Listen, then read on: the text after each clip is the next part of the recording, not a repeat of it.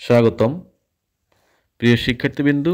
আজ আমরা আরেকটি মান নির্ণয় এর অঙ্ক দেখব, অর্থাৎ নবম দশম শ্রেণীর তৃতীয় অধ্যায়ের যে বীজগণিতিক রাশির মান নির্ণয় করতে হয় সেই অঙ্ক, সেই গাণিতিক সমস্যাগুলোর মধ্য থেকে একটি সমস্যা এটি, যেটি খুব সহজেই সমাধান করা যায়। Cube root of X plus 1 by cube root of X equal 3 হলে এক্স প্লাস 1/x এর মান নির্ণয় করতে হবে। এটা কিন্তু সংক্ষেপ, অর্থাৎ সংক্ষিপ্ত প্রশ্ন আকারে আসতে পারে, ক নম্বরেও আসতে পারে সৃজনশীলের। তো আমরা উভয় পাশে যেটা দেওয়া আছে উভয় পাশে আমরা ঘন করে দিব, ঘন করে। তো আমরা সিম্পল সূত্র ব্যবহার করব, a প্লাস বি হোল কিউবের সূত্র, a cube plus 3a² B plus 3ab square plus B cube, এই সূত্রটি।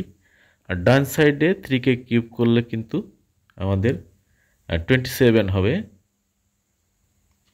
তো আমরা কিন্তু সূত্রটা প্রয়োগ করলাম বাম সাইডে, a cube plus 3a² B plus 3ab square plus B cube, আর ডান সাইডে 27। তো এটা আমরা এখন ক্যালকুলেশন যদি করি, কিউব রুট এবং কিউব উঠে গেলে এখানে এক্স হয়, আর এখানে কিন্তু ওই স্কোয়ার এবং নিচের কিউব রুট উঠে গেলে 3 কিউব রুট এক্স থাকে, এবং 3 into 1 by cube root of X plus 1/x equal 27। এখন এখান থেকে আমরা যদি 3 কমন নিই তাহলে থাকবে হচ্ছে cube root of X plus 1 by cube root of x.